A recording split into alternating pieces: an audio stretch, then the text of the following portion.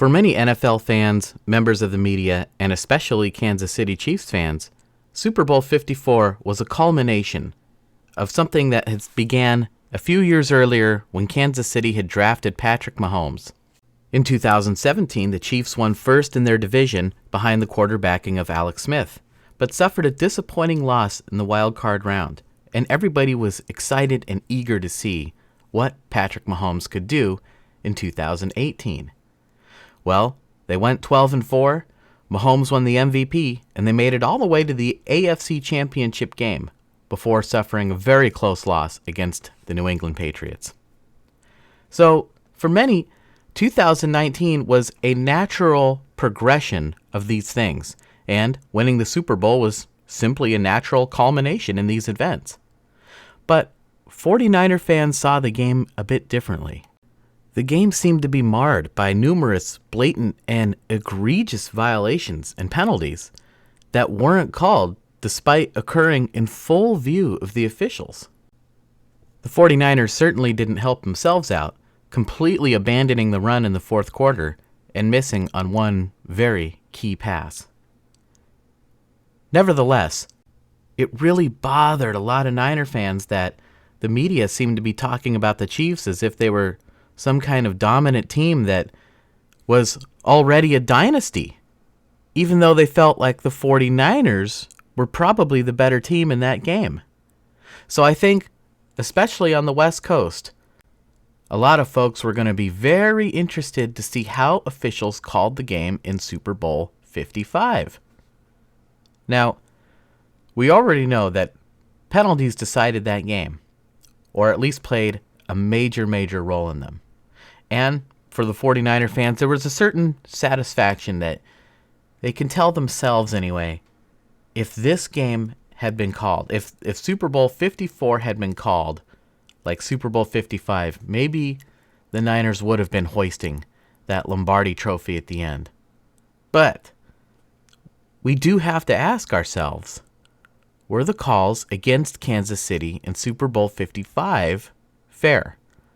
Did the officials treat them fairly? It seemed like every time they made a key play, oh, here comes another penalty. So let's get into the film. Let's take a look at the plays, the X's and O's, and especially the penalties. The Buccaneers got the ball to start the game, and already they're facing a key third down. It's 3rd down and 7, and Kansas City decides immediately that they are not messing around. They are going to send a 7-man blitz.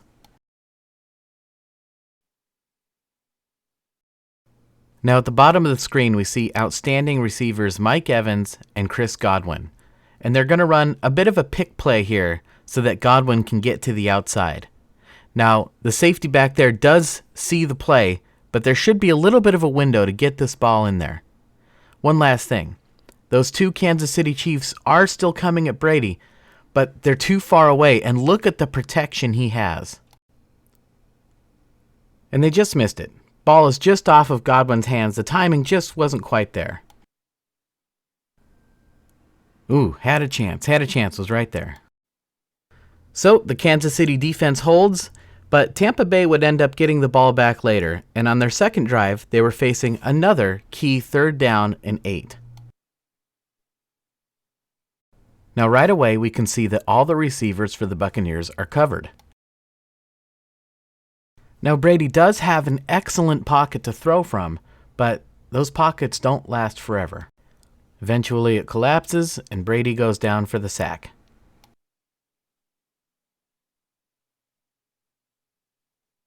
Let's take another look at this one from this angle. Now right away we've noticed that the Kansas City Chiefs are going to have 2 guys on Gronkowski, and they're going to beat him up and try to prevent him from getting a clean break off the line of scrimmage. And that's legal in the first 5 yards. But check out a little bit later in the route. We see they're still grabbing and holding onto him and pulling on his jersey. That's illegal, but there was no penalty called on this play. Moving ahead a little bit, we can see it's 4th down and 11, but the Chiefs have the ball in field goal range. And the kick is good, giving Kansas City an early 3-0 lead in the Super Bowl.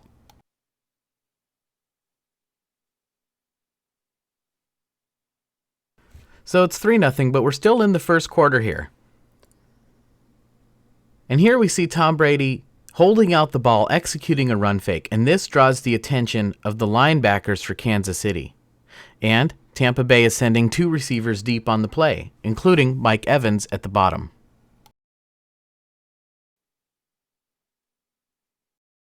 But they didn't go deep at all. Kansas City had to respect like they were going to go deep. That's why you see the safety way back on the play. But instead, the receivers took the space that the defense left behind, running into the middle of the field where the linebackers were. And then they're going to cut to the sidelines. And Mike Evans in particular has his man beat, Bashaud Breeland. So Breeland just grabs a hold of him and kind of tackles him at midfield. And it's bad luck for him because the ball's headed right that way. And that is pass interference on Kansas City.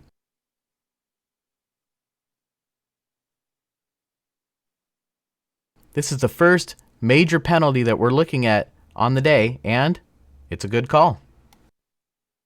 So thanks to the penalty, it's now 1st and 10 at the 45-yard line, and Tampa Bay wants to take advantage of this excellent field position they have. Let's see what they have in mind. They start off with another run fake. This draws the middle linebacker, and we also see a safety at the bottom of the screen, but up top, there's one-on-one coverage with the wide receiver and the defensive back. The defensive back is Charvarius Ward, and you can see he's pressed up against him on the line of scrimmage, and he knows that he has no help. He has to run stride for stride with him as if the wide receiver is going deep, or he will get burned for a touchdown, and it allows the receiver to stop and turn around and jump up and make a terrific catch. And here we realize that's not just any wide receiver, that's Antonio Brown. Tampa Bay has a lot of weapons, and here they use one to burn the Chiefs early in the game. Now we're going to go back, and I am going to show you one more time the great job that the middle linebacker, Anthony Hitchens, does of picking up the running back on this play. Now that's 2 plays in a row where he's done this, and there's a reason I'm showing this to you. Now, we already know that Tampa Bay has a stacked roster on offense, but they also have Bruce Arians. Arians won a Super Bowl when he was offensive coordinator for the Pittsburgh Steelers, and he was also Coach of the Year when he was filling in for Chuck Pagano with the Indianapolis Colts. He was later hired by the Arizona Cardinals, where he won Coach of the Year again. So we know he's got the offensive mind to make things happen on the football field, and here he calls a play that's specifically designed to take advantage of the defense that Kansas City has been running. Let's take a look. Once again, the Bucs start off with a run fake. We already know what the middle linebacker Hitchens is going to do, but you may notice Rob Gronkowski sneaking into the middle of the field to run a route. But Kansas City is all over it, sending not 1 but 2 linebackers to go with him. To make matters worse, it looks like Ben Neiman has beaten his man on the pass rush and has a clear shot at Tom Brady. And here we realize what a great play call this is. By moving Hitchens out of the middle of the field and by sending 2 linebackers with Rob Gronkowski, the Kansas City Chiefs have left a lot of space on the other side of the field for Cameron Brate, the other tight end on Tampa Bay.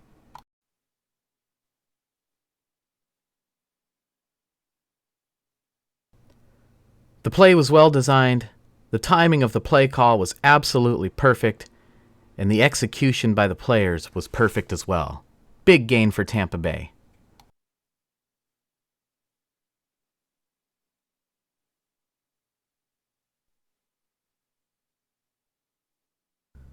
The Bucs are in a groove on offense now, and they want to keep it going. Let's see what they do here.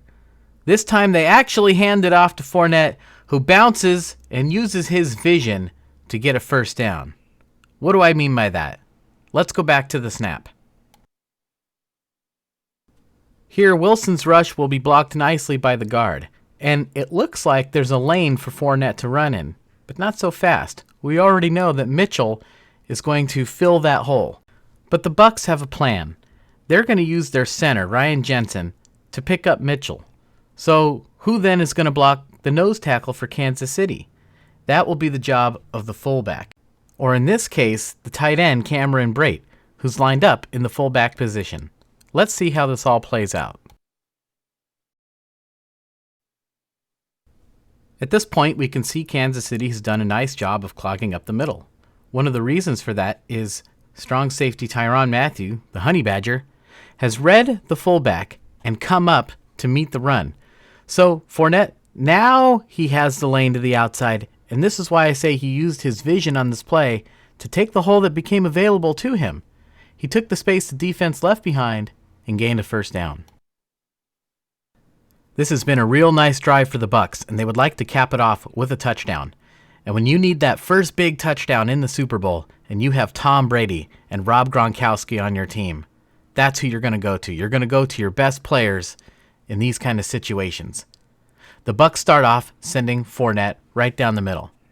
And Gronkowski will flare out to his left. And rightly so, the defense completely ignores Fournette. They know that this ball is going to Gronkowski. Take a look at what Brady sees here. Mike Evans is also running a slant to the middle. And it's going to be interesting to see how these three defenders for Kansas City kind of get tripped up a little bit, all in the same area at the same time, leaving Gronk wide open for the score. Now, I said that the defense completely ignored Fournette, but that's only partially true. Notice how that play fake holds them for just a bit, and it's just long enough to get Gronk the football. 7-3 Bucs. We're in the second quarter now, and Tampa Bay is facing a 2nd down and 10.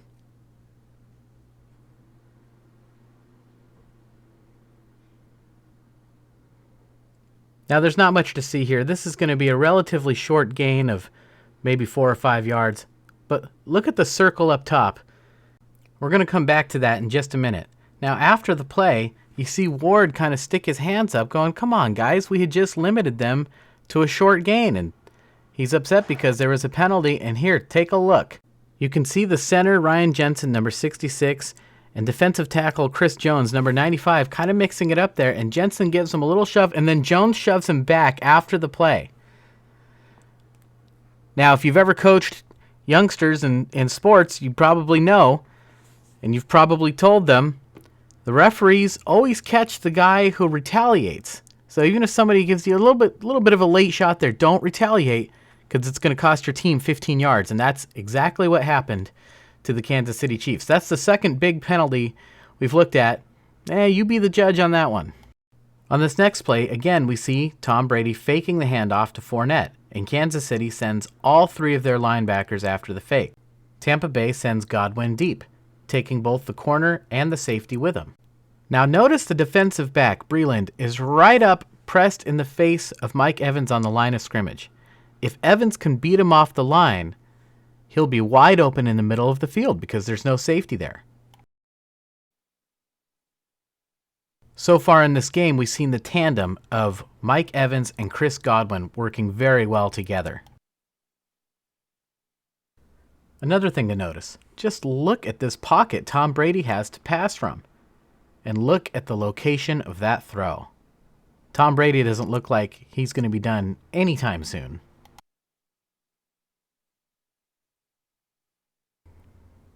This sets up a big 4th and 1. And you think maybe you're tempted to just take the points here, make it a 10-3 ball game. Bruce Arians says, no way, we are going for it. They hand the ball off to Ronald Jones, and that is very close, but they are going to rule him short. Let's see if we can take a look and see what maybe the officials might be seeing here.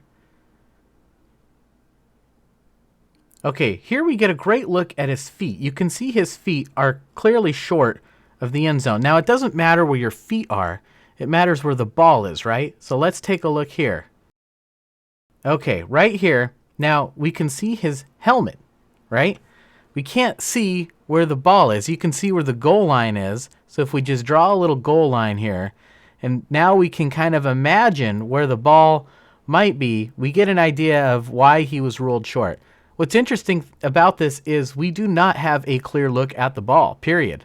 So if the officials had ruled this a touchdown, it probably would have stood even after replay. The only reason I bring that up is if you have some idea in your head that the officials were out to get Kansas City, if they were out to get the Chiefs, this would have been a play where they could have done it, where they could have ruled it a touchdown, even though it wasn't, and it would have held under replay. But the officials made the correct call, and the score remains 7-3. Now remember at the beginning of the video when I said the 49ers had all kinds of complaints about the officiating, but did nothing to help their own cause? We're kind of seeing the same thing here with Kansas City. They have done absolutely nothing on offense, and here Tampa Bay has the ball again. And there's a tipped pass that's thrown up and is intercepted, but as you can see, there is a flag on the play. So what happened here? Well, let's go back and see if we can find out. Okay, I want you to look at the bottom of the screen. You're going to see Mike Evans attempt to cut into the middle of the field, and the defensive back Ward just kind of grabs his arm and yanks him down. I think this is a good call.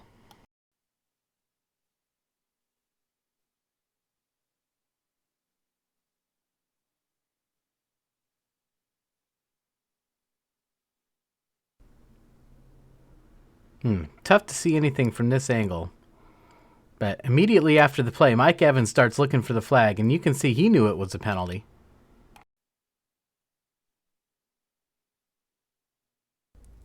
The end result of it all is Tampa Bay kicks a field goal, making the score 10-3. Wait, that says 1st and 10. Let's see if we can see what happens here. Now the line of scrimmage runs across the tip of the ball, and you're not allowed to line up on the other side of your own line of scrimmage. And if we take a real close look here, we can see that 2 of the Kansas City Chiefs have lined up off sides. Look at their hands. So it was 4th and 5 before that. That gives Tampa Bay an automatic 1st down. Ouch. Ultimately, that's just plain sloppy. There's no excuse for that. But anyway, Tampa Bay now has a 1st down, and they're ready to go for the kill. On this play, we're going to start out looking at Rob Gronkowski. You notice he has position over the defender, and the defender isn't really watching him. He's looking back at the quarterback. So Gronk knows that the defender is going to keep running in the same direction. Gronk simply curls to the back of the end zone, and the chemistry between Gronkowski and Brady is the same as it always has been. Touchdown, Tampa Bay. Let's go back to the snap. Now what's impressive about this is Gronk was by no means Brady's first read on the play. In fact, he starts off keeping his eyes on the safety all the way to the back of his drop. He knows Godwin is going to be running into that area. So he takes a good look at it, realizes he's covered, says, I don't like it. I'm going to move on to my next read. He comes across Cameron Brate, the other tight end. He's covered. So Brady works his way back to the middle of the field again. Godwin is still covered. And then he turns his attention to Gronkowski and immediately sees that he's open and gets him the football. Very impressive.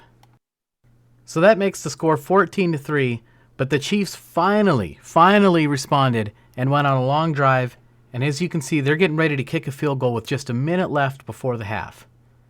And the kick is good, making the score 14-6. And here, we've reached the point in the game that, for the longest time, I had a hard time understanding. There's only 55 seconds left in the half.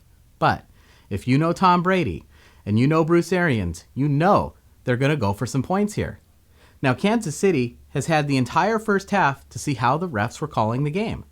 So why didn't they adjust to the officiating? Let's take a look at the film and see what we can find out. Well, not much of a mystery here. We can see that Mike Evans has absolutely smoked Breeland off the line of scrimmage, and he is going to score a touchdown. Breeland simply has no choice but to reach out and kind of try to trip him up and hope that the officials maybe somehow see it as their feet getting tangled together. But that wasn't to be the case.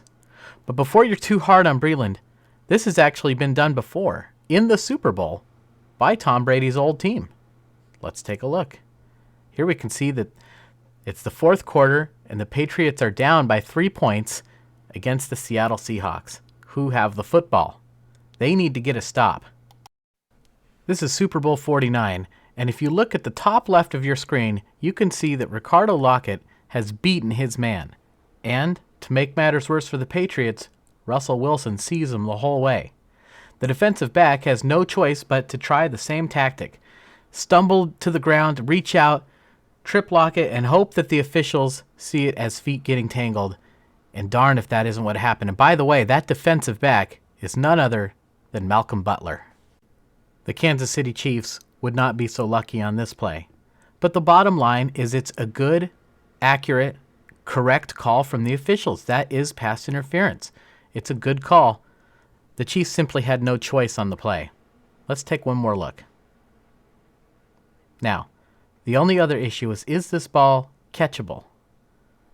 We can see where the ball lands.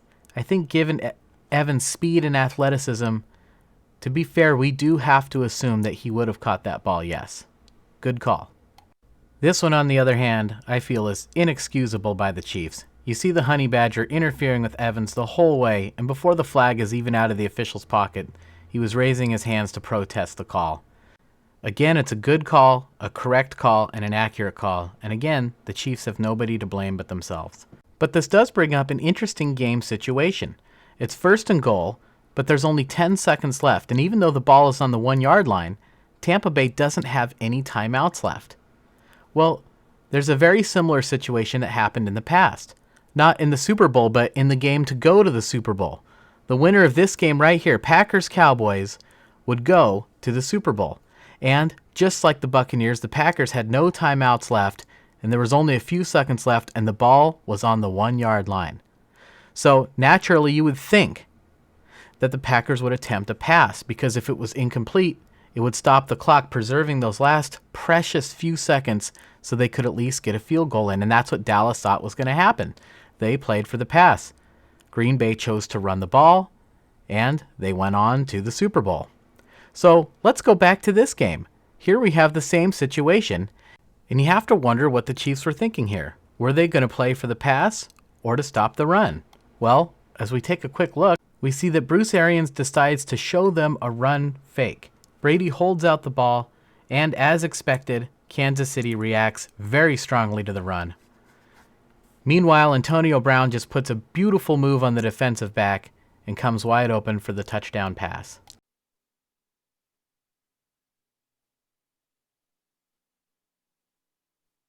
What an amazing play call that was, knowing that strategically they should probably pass, but showing the run fake to get the coverage you want. Brilliant coaching from Bruce Arians. And now the Bucs go up big, 21-6 at the half. All right, we're in the third quarter now, and Kansas City's going to add another field goal. The kick is good, making the score 21-9. But Tampa Bay is not done yet.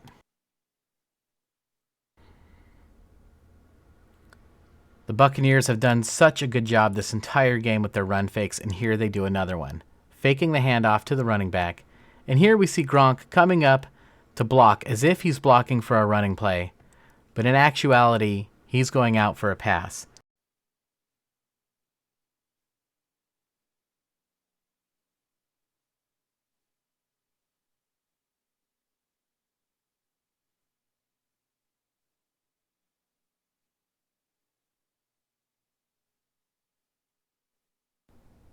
Gronk knows he almost broke that one. And here we see something that's common not only in football, but in sports of all kinds.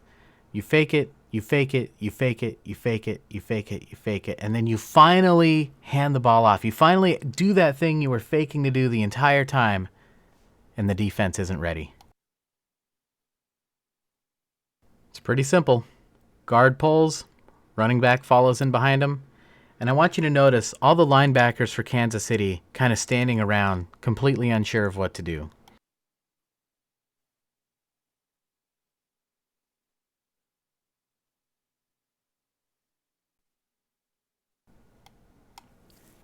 Tampa Bay would tack on another field goal. The kick is good, making the score 31-9. And this would be the final score in the ballgame. Kansas City was reduced to a few desperation plays late in the game.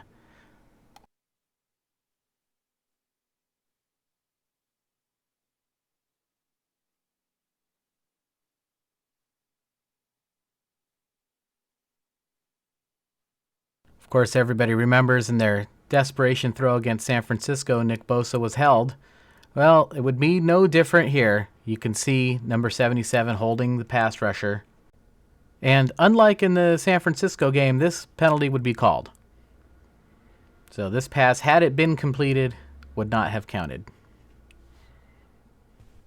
So there we have it. As you can see, the penalties that were called and weren't called in 2 back-to-back Super Bowls probably could have made a difference. Now, does this take away from Kansas City's win in Super Bowl 54? I'm going to say no.